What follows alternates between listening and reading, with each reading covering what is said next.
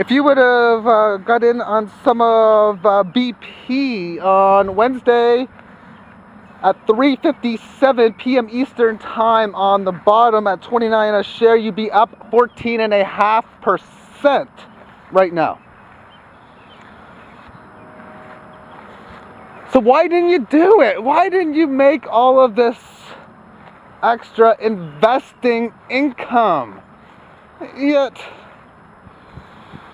it's a casino. Yeah, I know. It's a form of gambling, and how was I supposed to know that 29 would be the bottom on Wednesday and that would get up to 34?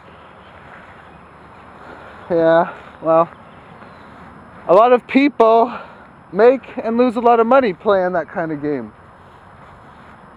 And I look at BP, the operations in which everything's been being done right now. Tony Hayward gives us a heartfelt apology for the damages that have occurred, and I myself am still very unclear to whether this is a false flag inside job sort of event or if this is something else. I believe, or at least the probability odds of greater than 50% make me believe that it's some sort of false flag event. After all, the news media at the start of this event from April 22nd for the first 3-4 weeks was like nothing. And it seems as if that when it becomes a major issue, when the oil is out of control, then that's when they may start to broadcast it. I do probability odds for mathematics. What's the odds that a Category 1 storm will hit land or greater at least once in 2010 upon the Gulf of Mexico? And it's extremely high, whether it's 85, 90%. The chances of a Category 2 or 3 is like about 60%. And the chances of a Category 4 or better at about 35, 40%. And these are just rough calculations, but when any one of these major storms comes into play, you might hear the name oil cane or the oil storm. And I don't know that much about this form of science. But when the oceans pick up what is needed for the rains on a hurricane, that they come from the ocean, at least the winds would grab some of the oil, and then when the rain comes into play, that's going to mean tarish, oilish rain.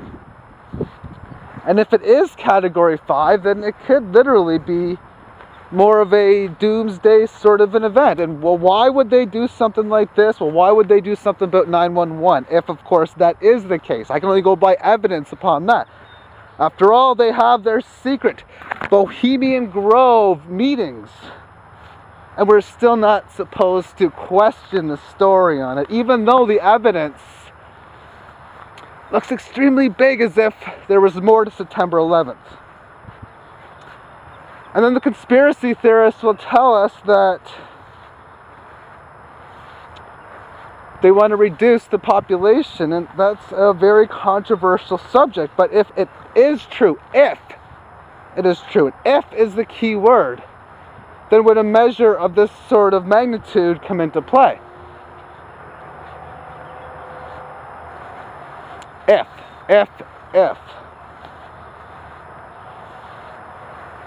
But whatever it is, they're still telling us that an economic recovery is happening, and the economy is how our goods and resources are distributed. And I don't think that our food distribution is really all that good. I mean, we put GMOs in our food, stuff like that, and well, even if it's only a Category 2 that hits land, and even though these natural disasters, conscious disasters, even though we're already going through these major events already that a lack of food is not good for the economy. Now, as far as a dollar crisis is concerned, I look at it this way. Number one, either A, the dollar is just going to have to die, usually through inflation, people not accepting it anymore, people waking up to how dollars are manufactured, how they are lent out. When the awakening happens, that's what could be what one of the causes could be. Or maybe we all accept the way the dollars are working, and we work with the banks again, and we work lending, making sure that the bankers make all of this money and that debt is guaranteed, and that, well, the middle class gets destroyed. And they're happy. The middle class are happy for that to be the case. Or we have some sort of way of improving a dollar system that actually works for the people. Now, I don't throw that out. I just don't know how we can make a system that works for the people, which is why I'm all about a resource-based economy where we consciously, in a sane manner, look at the resources that are being produced, any resources that are scarce, that are requested to be higher or is in need to being higher, then you do whatever you can to increase them. If, say, we're making too much food, we make 1 million apples, yet only 750,000 get eaten on a yearly basis. 1 million, whatever. Or 3/4 of the food that we produce gets eaten. Then maybe you don't make as much, and then use your energies in what is scarce.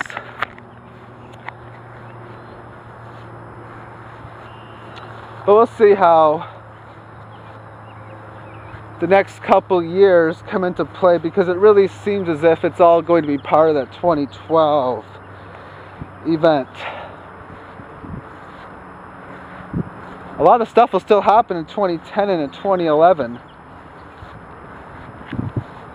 But it might take a lot more people to get waken up to understanding how the fiat dollar system has worked before people just throw it away.